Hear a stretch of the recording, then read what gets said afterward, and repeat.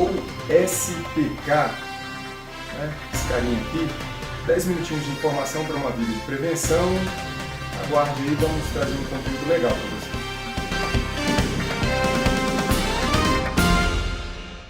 É isso então, pessoal. Vamos falar aí de sprinkler ou SPK, mas antes de falar de sprinkler ou SPK, a gente vai ter que falar de fazer uma ligeira apresentação do que seria proteção contra incêndio. Qual que é a importância da proteção contra incêndio? O que ela tem, o que ela é composta, né? O que ela tem a ver com segurança do trabalho? Eu diria que tudo, né? A segurança contra incêndio, ela é bem parecida aí com a segurança, tá bem relacionado com a segurança do trabalho, inclusive na composição dela, a forma é muito parecida com a segurança do trabalho, que ela precisa de procedimentos, né, de normas, de uma legislação para dar base para tudo aquilo lá, de profissionais, pessoas com formação, com habilitação, com treinamento para atuar na proteção contra incêndio, de equipamentos. E falando aí de equipamentos, a gente vai hoje falar desse carinha aqui, né, o sprinkler, e tentar trazer para vocês aí, nesses 10 minutinhos, um conteúdo interessante, esclarecedor. O sprinkler em si, ele é um dispositivo automático, né, da proteção contra incêndio. A gente tem muitos outros aí, os mais populares, que são os hidrantes, extintores, detetores de fumaça, né, sensores de alarme. Porém, a gente vai deixar para uma outra oportunidade esses demais. A gente vai falar de sprinkler. E justamente para falar do sprinkler, né, a gente teria que dar fazer um preâmbulo aí do que seria a proteção contra incêndio. Por que é necessária a proteção contra incêndio? Nos locais onde há atividade laboral, há uma necessidade de uma certa uma proteção para que o trabalhador tenha condições de trabalho ali, reduzindo ao máximo o risco, como a gente já falou em outros vídeos, hein? Como a gente vai falar em outros vídeos também. E a proteção contra incêndio é uma dos principais, e a necessidade da proteção em uma determinada edificação, em um local de trabalho, vai estar definido em legislação, né? Como diversas outras situações da segurança do trabalho, que há uma exigência de determinados procedimentos, equipamentos ou pessoas, a proteção contra incêndio também. Ela vai ser definida por uma legislação que vai trazer parâmetros, vai dizer ali, vai dar uma referência de qual é a necessidade naquela edificação, de acordo com a edificação, o que vai ser preciso, né? Que equipamentos, qual dimensionamento, no caso aqui do sprinkler, a gente vai falar daqui a pouco, vai definir uma série de coisas, vamos supor, a altura, em que altura que ele deve ficar, né? Qual que é a rede, a tubulação que vai atender ele. Então tudo isso tem lá uma legislação que define, traz um parâmetro, diz, essa edificação vai precisar disso, isso tudo vai ser feito em projeto, o engenheiro ele vai ter uma referência lá, vai ter uma instrução técnica, se for a nível estadual, ele vai verificar uma instrução técnica do Corpo de Bombeiro, em que vai ter os parâmetros para ele, o engenheiro, dizer lá que em uma determinada edificação vai precisar de uma quantidade X de sprinkler, qual que é o dimensionamento dele. Então, a edificação em si, como é que se definiria a necessidade? Cada edificação ela tem uma carga de incêndio, vamos dizer assim, um potencial para se desenvolver um incêndio, digamos, nesse sentido. E aí, para isso, tem que ter uma proteção. E aonde que eu vou verificar que aquela edificação, que aquela indústria, que aquele centro comercial, que aquele edifício tem uma determinada carga? Tem uma espécie de tabela lá na legislação que vai dizer esse edifício, por ter essa ou esse material, por trabalhar com esse material, vai ter essa necessidade, ter essa classificação. Aí, tomando como referência aquela classificação, o engenheiro ele vai ter que projetar aquela edificação com um determinado número X de equipamentos de proteção contra incêndio, e no caso do sprinkler, né, tem toda uma observação para isso. O sprinkler é uma palavra que vem do inglês, né? Sprinkler ou chuveiro, basicamente é isso. Ou SPK, né? Mais prático, alguns abreviam para SPK, porque de vez em quando o pessoal fala splinter. Splinter? Não, não é splinter. Não é nenhum acidente científico que criou um redor com profundo conhecimento de artes marciais, nada disso. Não é splinter. É sprinkler. Também não é sprint. Não é o sprint. Né? A gente está falando de sprinkler. Então, ele vem do inglês. Né? Aí, como eu falei para vocês, de legislação. A legislação, no caso do Estado de São Paulo, ela, para o sprinkler, é a instrução técnica número 23, se for para depósitos especificamente, é a instrução técnica número 24, mas basicamente a 23 é a nossa referência. E essa instrução técnica, ela toma como referência a National Fire Protection Association, a NFPA 13, americana, né? E que lá tem as referências para proteção contra incêndio, e a instrução técnica se baseou como referência bibliográfica normativa essa normatização americana. E, inclusive, a própria instrução técnica fala que naqueles assuntos em que ela não estiver atendendo completamente, a própria NFPA 13 pode ser tomado como referência. Se não for o suficiente, ela pode complementar com a NFPA. O engenheiro lá verificando, surgiu uma dúvida que na instrução 23 não tem, pode utilizar a NFPA 13. Também usa como referência aí, uma espécie de adaptação da NBR. A NBR de muito tempo atrás era a NBR 6135, inclusive lá que hoje praticamente o pessoal ainda utiliza muito aquela referência lá de cores, daqui a pouco a gente vai falar de cores do elemento termosensível, do bulbo, né? Mas a instrução técnica 23 vai usar como referência uma NBR mais recente, mais atualizada, seria a NBR 10897, né? Então tem modificações, é claro, mas o que é interessante agora a gente falar especificamente do sprinkler, né? Como é que é o funcionamento dele, para quê, como é que ele é usado. Então, falando de funcionamento de sprinkler, existe vários tipos de sprinkler, dimensionamentos, né? Falando do corpo do sprinkler especificamente, a gente, verificando aqui, tem um corpo metálico, né? Que assim, geralmente ele é cromado desse jeito, né? Aqui assim, ele tem uma rosca, né? E aqui vem uma tubulação, ele vai ser encaixado, rosqueado numa tubulação, né? O bulbo, esse elemento termosensível, ele está segurando, né, aqui dentro uma espécie de obturador, né? Ele prende, digamos assim, esse obturador. E aqui, nessa parte mais de baixo, a gente vê cheio dessas estriazinhas, né? Esse que é o chamado de defletor ou difusor, em que, numa situação em que esse bulbo se rompe, a água que está aqui dentro dessa tubulação aqui vai descer com muita força, vai bater nesse defletor e vai formar um leque, vai abrir em leque. Daqui a pouco a gente vai mostrar para vocês o sprinkler funcionando. Eu falei água, mas não é necessariamente água, tá, gente?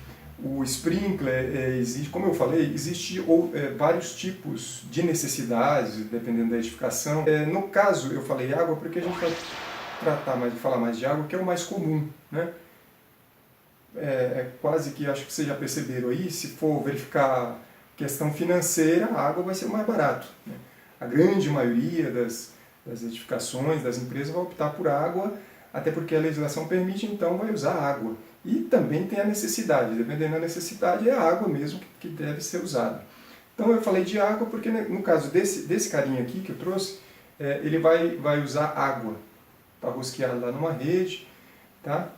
E esse bulbo que eu estava falando para vocês, ou o elemento termosensível, né?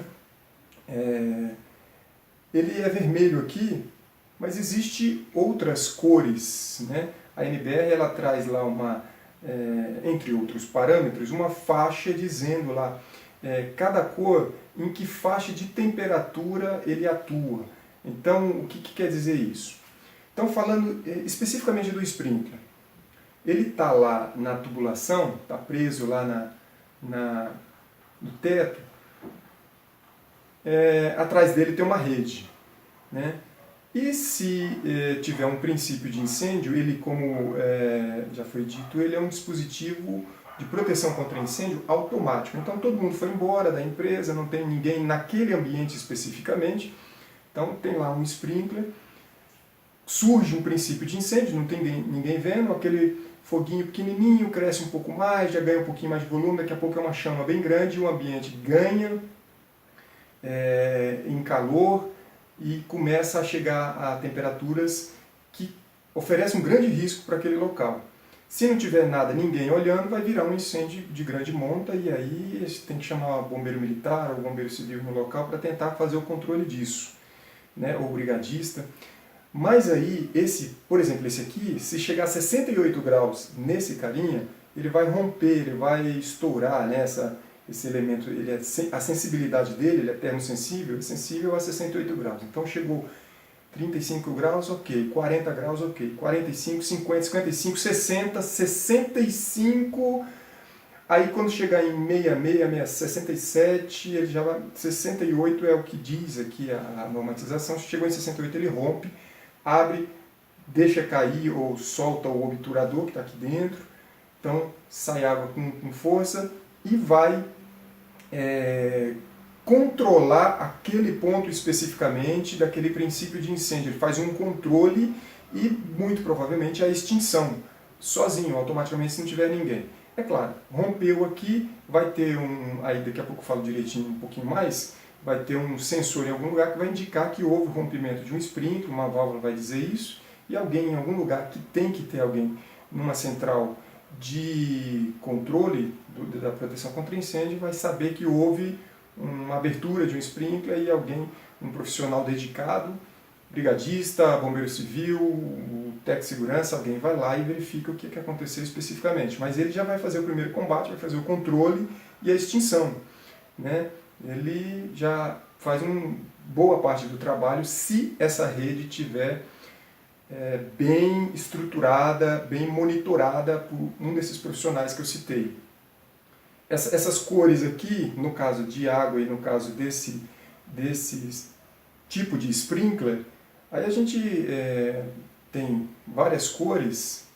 Você pode encontrar uma tabelinha aí, que é mais ou menos nessa faixa, tá, gente? Não é precisamente isso, mas, sei lá, 57 graus, você tem essa ampolinha laranja, 68 esse vermelho, né, 79 um amarelo, 93 uma ampolinha verde, 141 uma ampolinha azul, 182 uma ampola roxa e de 182 a 260 uma ampola preta. Pode ter uma liga metálica, em vez de ter aqui esse elemento termosensível, aqui no caso é álcool isopropílico dentro dessa ampolinha, seria uma liga metálica, por exemplo, poderia ser, que estaria aqui e aí esquentou, dependendo da temperatura, ele rompe, libera o obturador e tal. Mecanicamente funciona mais ou menos igual, mas eles modificam nas características. E quanto ao funcionamento dele, não existe aquilo, pessoal, que vocês veem às vezes na televisão, aquela coisa de cinema, né, que o mocinho lá aciona o sprinkler, coloca lá um cigarro, acende alguma coisa lá perto de um sprinkler, numa edificação, e aí, de repente, atinge a temperatura, estoura esse sprinkler, a edificação inteira é encharcada com água, porque todos os outros sprinklers são atingidos. Não existe isso. Se vocês perceberem aqui no que eu estou passando na explicação, é esse aqui, esse especificamente, que vai estar sujeito a uma determinada temperatura. Se essa temperatura que chega aqui, 68 graus, atinge 68 graus, esse aqui dispara. Se, é claro, for um incêndio de grande proporção, o calor vai tomar o ambiente, vai disparar o outro que está próximo e o outro, mas a temperatura que atinge esse aqui especificamente, 68 graus aqui, vai fazer esse abrir. Chegar a 68 no outro, atinge o outro, e assim por diante. Não existe um jeito de eu colocar 68 graus aqui, chegar a 68 graus aqui, estourar esse e automaticamente todos os outros abrirem. Isso aí é coisa de cinema. A estrutura é montada, salve algumas exceções em alguma situação específica de engenharia, mas a grande maioria desses aqui que funciona com água é assim. Mas aí, aqui atrás, o que que vem? Como é que funciona? Tem uma rede aqui que eu falei, né? Como é que funciona isso aqui atrás? Então ele está pendurado lá, está rosqueado, e aqui, geralmente, por cima do forro, você não vai ver, tem uma rede, uma tubulação, que traz água para esse e para diversas centenas de outros sprinklers que você vai observar lá no ambiente onde tem a necessidade desses carinhos. Falando de água, né, ele traz água com muita pressão e é mantida com muita pressão ali o tempo todo, né, novamente, com profissionais monitorando essa rede para ver se ela está assim o tempo todo, tem que estar full time, 24 horas, dessa forma para ele funcionar de verdade. E nessa tubulação que tem essa água, né, trazendo para todos os sprinklers, em um dado momento nessa tubulação vai ter uma válvula de governo e alarme, né, ou VGA ou VG, né, uma estrutura que numa oportunidade poderemos até falar mais dela também. Tem lá manômetros, tem dreno, tem o fluxostato, tudo isso para controlar essa água que tem que ser mantida com pressão aqui, nesse carinho. O fluxostato está lá verificando o tempo todo a rede, se está tendo mudança, modificação, queda na pressão ou não. E aí se mantém uma pressão X, né, aqui. Antes dessa válvula, novamente a tubulação continua, vai ter uma bombinha, uma bomba de recalque, bomba jockey, e aí ela tem lá um pressostato ligado a ela, dizendo que ela tem que monitorar a rede e verificar que numa pressão X ela entra e recalca e coloca novamente pressão naquela rede o tempo todo para manter aquela pressão. E antes dessa bombinha, andando um pouco mais para trás, tem a bomba principal, uma bomba maior, mais parruda, que vai fazer também um trabalho de monitoramento dessa rede e, se houver necessidade, entrar com pressão. Como é que elas vão entrar? Falei do pressostato, né? Então, vamos supor, a bombinha jockey, ela está lá. Tem lá o seu pressostato. Se determina nesse pressostato lá que aquela rede tem que ser mantida com 7 kg de pressão. Caiu um pouquinho de 7 kg, a bombinha automaticamente entra. Joga a pressão na rede e aí chega nos seus 7 kg, ela desliga. Fica quietinha lá. Caiu novamente, liga, vai a 7, chegou no 7, o pressostato informou, está em 7, ela desliga automaticamente. Se por algum motivo houve um rompimento de um sprinkler, de uma tubulação qualquer, essa bombinha, ela vai jogar pressão na rede, mas naturalmente se tem alguma coisa saindo lá adiante, em alguma tubulação, ela não vai conseguir manter ou trazer essa pressão para 7 kg. Aí vai continuar caindo, cai para 6, cai para 5, aí cai para 4. Vamos supor que ficou no pressostato programado lá 4 kg. Se chegou em 4, a bomba principal vai ter essa informação que chegou em 4, a bombinha jockey não deu conta. Aí entra a principal, entra uma bomba maior, com mais força, e aí ela vai fazer todo um trabalho tentando jogar essa pressão lá para cima de novo. Para que se tenha na rede essa pressão para, vocês vão observar daqui a pouco no vídeo, isso aqui ser trabalhar bem. Rompeu, saiu água, sai com força para se controlar aquele incêndio e extinguir de preferência, né? Então, essa rede ela funciona mais ou menos em conjunto, tudo para esse carinha aqui ter um trabalho eficaz, com eficiência. E é claro, como disse, tem que ter um cuidado, observação constante, diária, para que todo mundo, bomba principal, bomba jockey, válvula de governo, todo mundo esteja em condições de entrar em ação, atuar de forma automática, com eficiência, com eficácia. Então, a gente observa aqui que tem toda uma estrutura e todo mundo trabalhando para aquele carinha lá que está lá na ponta, trabalhar com uma certa eficiência. É muito parecido, gente, vou dar um exemplo aqui de algo que vai estar bem próximo aí de vocês, e o sistema é mais ou menos parecido, que você, dentro de você tem uma rede com artérias e veias, que é mantida com uma certa pressão. Você tem lá seu sangue, né? Então, e dentro de você tem uma bomba. chamada coração. Essa bomba lá, ela está lá dentro, batendo, desde quando você nasceu, se Deus quiser, por muitos tempos, ela vai manter a pressão da rede. Quando a gente, por algum motivo qualquer, tem alterações de saúde, genético ou um corte, há a possibilidade de uma queda de pressão. Aí é uma queda de pressão, o coração vai trabalhar de um jeito para procurar manter essa pressão, aquela famosa 12/8, pressão padrão. Quando há alguma coisa errada também de obstrução, essa pressão sobe, o coração também sofre esse impacto aí de trabalhar diferente. Quando há queda, se houver uma queda muito grande, o coração não vai conseguir dar conta. Então, é muito parecido. A nossa rede interna, né, que irriga toda esse fluxo aí dentro do nosso corpo, o fluxo sanguíneo, muito parecido com a rede que trabalha esse carinha aqui, que é o sprinkler, né? Nesse caso nosso aqui foi o de água, e é como a gente pode ver aqui nesse vídeo que a gente escolheu aqui na internet do Instituto de Sprinkler do Brasil, e aí percebe-se claramente a atuação dele num local que você tem o sprinkler, né? Você vê que é excelente o trabalho,